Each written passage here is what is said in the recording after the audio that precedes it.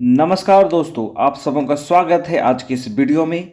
तो आप सभी को कैसे हैं? आशा करते हैं आप लोग अपने अपने घरों में सुरक्षित होंगे और अपना ध्यान दे रहे होंगे। आज हम एक ऐसे शहर के बारे में जानने वाले हैं जो किसी भी प्रकार का इंट्रोडक्शन का मोहताज नहीं है। और ये जो शहर है वो दुनिया का सबसे प्राचीन शहरों में से एक माना जाता है। और ये जो शहर है जिसको पहले इलाहाबाद के नाम से जाना जाता था और आजकल इसे प्रयागराज के नाम से जाना जाता है। जैसा आप सभी को स्क्रीन में देख रहे हैं, यहाँ पे आप सबों के सामने आज का जो वीडियो है प्रयागराज से ही संबंधित है। और ये जो शहर है वो काफ़ी ऐतिहासिक शहर माना जाता है। तो आज के वीडियो में हम लोग जानेंगे संक्षेप में कि ये जो प्रयागराज है उसका समृद्ध विरासत के इतिहास के बारे में हम लोग जानेंगे। तो चलिए ज़्यादा देर ना करते हुए आज के इस वीडियो को शुरू करते हैं और जानते हैं प्रयागराज के एक समृद्ध इतिहास की कहानी को। तो चलिए जानते हैं परिचय के माध्यम से। यहाँ पे आप लोग चित्र देख रहे हैं, ये है एक महाकुंभ का चित्र है, क्योंकि आप सभी को जानते हैं 2025 में प्रयागराज में कुंभ का आयोजन किया गया है। तो वहीं का ये एक चित्र है, क्योंकि कुंभ प्रयागराज की दृष्टि से बहुत महत्वपूर्ण स्थान रखता है। तो चलिए जानते हैं प्रयागराज के बारे में। तो जैसा कि आप सबों को मैंने बताया कि इसको पहले इलाहाबाद के नाम से जाना जाता था, है ना। पहले इलाहाबाद के नाम से जाना जाता था। केवल ये कहा जाता है कि ये जो है एक शहर ही नहीं बल्कि एक ऐसी धरोहर है, मतलब एक विरासत है, एक धरोहर है जो भारत की सभ्यता संस्कृति की अमूल्य झलक को पेश करता है। ठीक है। और यह वह स्थान है, जो प्रयागराज की बात हो रही है वो यह स्थान है जहाँ से गंगा नदी, यमुना और अदृश्य सरस्वती नदियों का संगम होता है। मतलब प्रयागराज ही एक ऐसा जगह है जहाँ पे इन तीन नदियाँ, पवित्र नदियाँ जिनको हम लोग कहते हैं, गंगा नदी, यमुना नदी, वो सरस्वती नदी जो अब अदृश्य हो चुकी है, वो नदियों का एक संगम स्थान के रूप में भी इस शहर को जाना जाता है। लेकिन क्या आपने कभी सोचा है कि इस शहर की विरासत इतनी समृद्ध क्यों है, कैसी है और कितनी है, इसकी समृद्ध के विरासत को? तो चलिए आज की इस वीडियो के माध्यम से हम लोग स्लाइड के माध्यम से भी हम लोग जानेंगे कि प्रयागराज का जो विरासत की खोज है उसको हम लोग जानेंगे। और इसे भारत की ऐतिहासिक और सांस्कृतिक मानचित्र में एक विशेष स्थान दिया जाता है। तो क्यों दिया जाता है उसको भी हम लोग जानेंगे।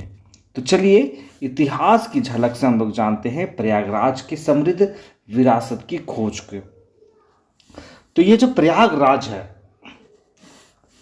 उसका इतिहास हम लोग अगर देखेंगे तो वैदिक काल तक माना जाता है ना।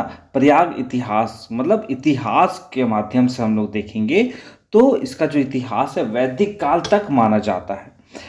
इसे प्राचीन ग्रंथों में प्रयाग माना जाता था, ठीक है, जिसका अर्थ है यज्ञों का स्थान। ठीक है, यज्ञ क्या होता है आप सभी को जानते हैं। तो पुराणों के अनुसार भगवान ब्रह्मा ने यहाँ सृष्टि की रचना के बाद प्रथम यज्ञ किया था।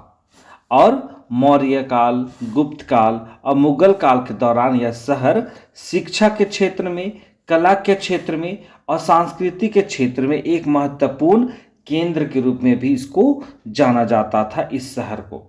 तो जैसा आप सभी को पता है कि इस शहर को पहले प्राचीन काल में प्रयाग कहा जाता था, लेकिन जब मुगल काल यहाँ पे आया तब इस जगह का नाम को बदल करके इलाहाबाद कर दिया गया। लेकिन वर्तमान में जो अभी वहाँ की सरकार है उन्होंने फिर से इस शहर का जो ऐतिहासिक कहानी है इस शहर से जुड़ा हुआ है प्रयाग नाम से, तो इसलिए इस शहर का नाम अब वर्तमान में प्रयागराज कर दिया गया है। चलिए, तो आप सबों को पता ही है कि हमारे देश में मुगलों का भी शासन रहा है। तो मुगलों का शासन इस प्रयागराज पर भी असर पड़ा है। तो इस शहर का इतिहास है, इस शहर की जो विरासत है, उसका जो योगदान है, महान राजा माना जाता है अकबर को। तो माफ़ कीजिएगा, जो अकबर राजा हैं उनके का भी कुछ योगदान है इस शहर के विरासत में। तो क्या कहानी है अकबर को लेके, तो ये जानते हैं। तो जो मुगल बादशाह जो है अकबर, उन्होंने 1583 ईस्वी में इस शहर का नाम को बदल करके क्या कर दिया गया, इलाहाबाद रख दिया था, है ना। अकबर के द्वारा इस शहर का नाम इलाहाबाद रखा गया था। कब रखा गया था, 1583 ईस्वी में।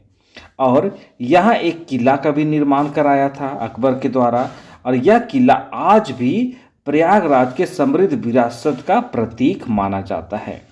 और इस किले के अंदर अक्षय वट वृक्ष और सरस्वती कूप, है ना, कूप माने कुआं, जैसे रहस्यमय स्थान है जो लोगों को आकर्षित करती है, जो वर्तमान समय में पर्यटन के क्षेत्र में एक अहम भूमिका निभाने का काम कर रहा है और लोगों को प्रयागराज के विरासत की कहानी बता रहा है।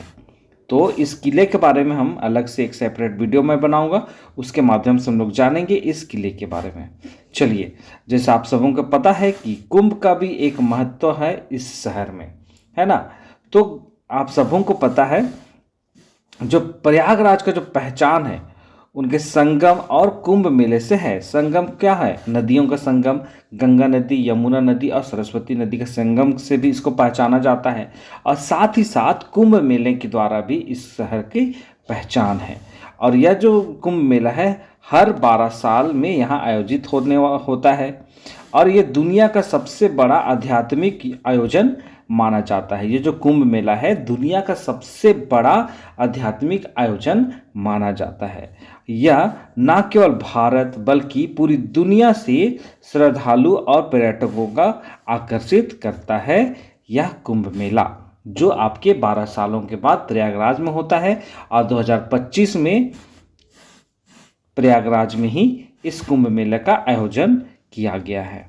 चलिए, अब हम लोग देखेंगे शैक्षणिक धरोहर के बारे में जो प्रयागराज से जुड़ी हुई है।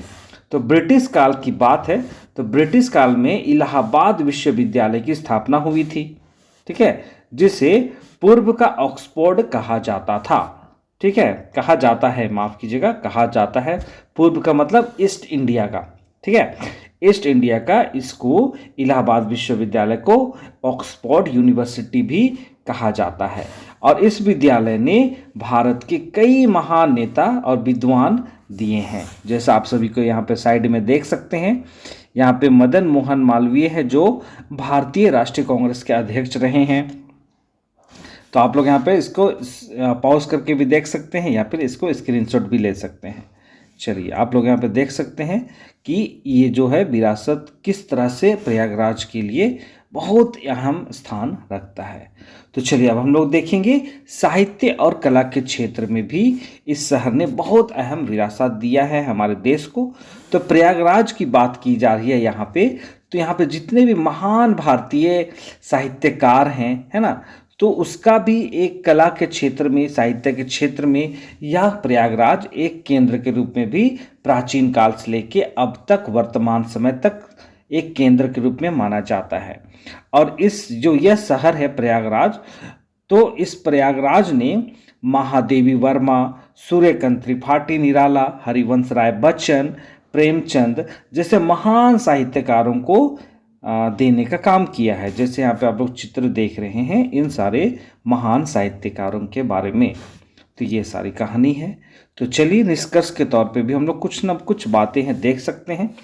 तो ये जो प्रयागराज का जो समृद्ध विरासत की जो झलक है आप लोग यहाँ पे देखे हैं एक पीपीटी के माध्यम से।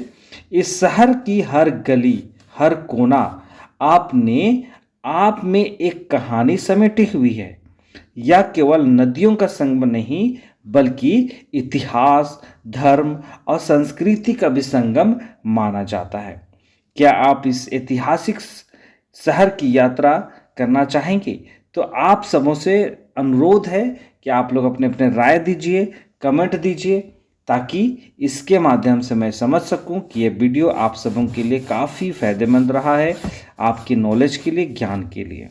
तो ये था आज का वीडियो जिसमें हमने जाना प्रयागराज के समृद्ध इतिहास के बारे में। तो चलिए, आज के इस वीडियो को मैं यहाँ पे समाप्त करता हूँ। तो वीडियो आप सबों को कैसा लगा? वीडियो पसंद आया तो ज़रूर कमेंट कीजिएगा।